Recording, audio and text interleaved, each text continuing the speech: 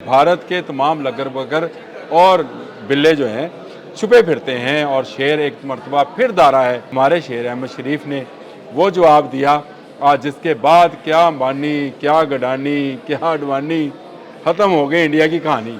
भारत को, मोदी की सोच को ये समझ क्यों नहीं आती है कि पाकिस्तान का मुकाबला करना उनके बस की बात नहीं है। बिस्मिल्लाहिर्रहमानिर्रहीम। बोलते कालम के साथ मैं आमिर रज़ा खान। और शेर जब धारता है तो लगर बगर और बागर बिल्ले जो हैं छुप जाया करते हैं, और यही हाल इस वक्त इंडिया का है। भारत के तमाम लगर बगर और बिल्ले जो हैं छुपे फिरते हैं और शेर एक मरतबा फिर दारा है, और ये शेर जो है लेफ्टिनेंट जनरल अहमद शरीफ है, DGISPR। और उन्होंने अपने एक बयान में कहा है कि भारत ने ऑपरेशन सिंदूर की तरह फिर कोई हरकत की, कोई शरारत की तो उसके मशरिक पर हमला किया जाएगा। ये बड़ी अहम बात थी। इकोनॉमिस्ट ने सवाल उठाया था, इकोनॉमिस्ट के रिपोर्टर ने उनसे जब बात कर रहे थे तो उनसे कहा कि अब अगर भारत ने दोबारा किसी ऑपरेशन का इरादा किया तो क्या किया जाएगा, जिस पर हमारे शेर अहमद शरीफ ने वो जवाब दिया जिसके बाद क्या अंबानी, क्या गडानी, क्या अडवाणी, ख़त्म हो गई इंडिया की कहानी। जी हाँ, इंडिया की कहानी ख़त्म होने जा रही है, और वो इस तरह से कि भारत के मशरक़ में इंडिया की तमाम इकॉनमी और मईशत डिपेंड करती है। उसके सनती यूनिट्स जितने हैं वहाँ पर हैं, और वहाँ पर जब हमला किया जाएगा तो मुझे बताएं कि अडानी क्या और बाकी लोग जो हैं वो कहाँ पर जाएंगे। मशरक़ में अब शहर कौन कौन से आते हैं पहले ये सुन लें। उसमें कोलकाता है, जमशेदपुर है, रांची है, बोकारो है, राउरकेला है, भुवनेश्वर है। अच्छा, ये तमाम के तमाम जो हैं पाकिस्तानी मिसाइल्स के निशाने पर हैं। पाकिस्तान के कौन कौन से मिसाइल यहाँ तक पहुँच सकते हैं, ये भी एक कहानी है। ये भी सुनने वाली है कि भारत की कहानी कैसे ख़त्म होगी। ये बड़ी दिलचस्प बात है। जब मैं इस पर रिसर्च कर रहा था, देख रहा था, तो भारत से आगे जज़ायर इंडमान तक पाकिस्तानी मिसाइल्स की पहुँच है, और ये सारे के सारे शहर पाकिस्तान के शाहीन 3 और पाकिस्तान के अबाबील के निशाने पर हैं। अबाबील आप समझते हैं कि एक ऐसा मिसाइल है जो कि मल्टी वॉरहेड्स जो है, एटमी वॉरहेड्स लेके जा सकता है। शाहीन 3 भी जो है ये भी ऐसे मिसाइल्स को लेकर जा सकता है। जो मिसाइल पाकिस्तान के इस मकसद के लिए काम आ सकते हैं उसमें शाहीन 3 है, 2750 किलोमीटर इसकी रेंज है, और ये बैलिस्टिक मिसाइल है। अबाबील है 2200 किलोमीटर, और ये MRAV कैपेबल है, बैलिस्टिक मिसाइल है, यानी ये एटमी हथियार लेकर जा सकता है। उसके बाद गौरी है जो कि 1500 से 1300 किलोमीटर तक मार कर सकता है। रांची, पटना तक ये मिसाइल जो है पहुंच सकता है, ये भी बैलिस्टिक मिसाइल है।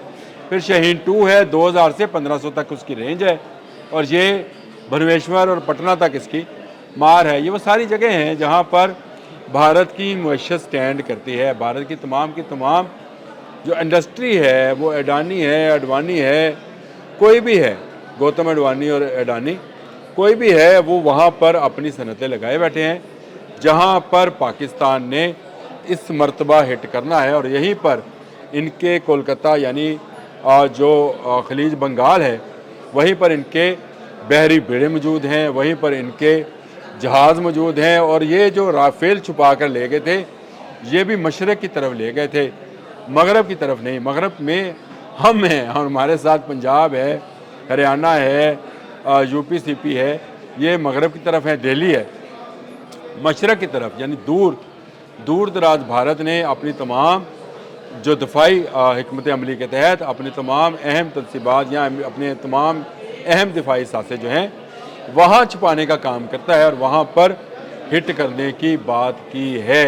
आप अंदाज़ा कर सकते हैं कि भारत पर किस कदर खौफ तारी है पाकिस्तान की फ़ौज का, कि भारत ने कल अपने दिफाई बजट में अरबों खरबों रुपए का इजाफा किया है। 1.5 खरब रुपया जो है उन्होंने ट्रिलियन यानी 1.5 ट्रिलियन रुपीज़ जो है उसकी मंजूरी दी है कि वो खर्च करना चाहता है। किस लिए कि उसमें मज़ीद असला ख़रीदा जाए, ड्रोन टेक्नोलॉजी ख़रीदी जाए, जहाज़ बनाए जाएँ, टैंक बनाए जाएँ। किस काम के ये सारे के सारे।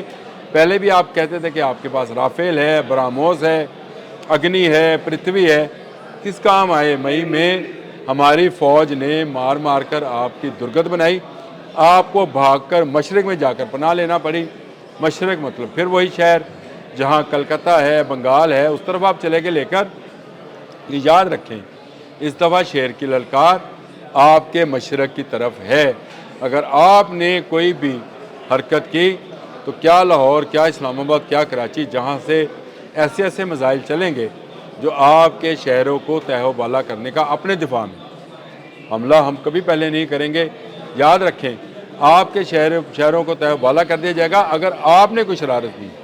और अगर आप अच्छे हमसाये की तरह रहे, अच्छे हमसायों की तरह आपने कोई जो है शरारत ना की, कोई दूरंदाजी ना की, किसी फितना हिंदुस्तान को सपोर्ट ना किया, तो पाकिस्तानी फ़ौज किसी मुल्क के अंदर कोई मुदाखलत करने का कभी इरादा नहीं रखती है और ना कभी करेगी। यही अहमद शरीफ चौधरी का कहना था।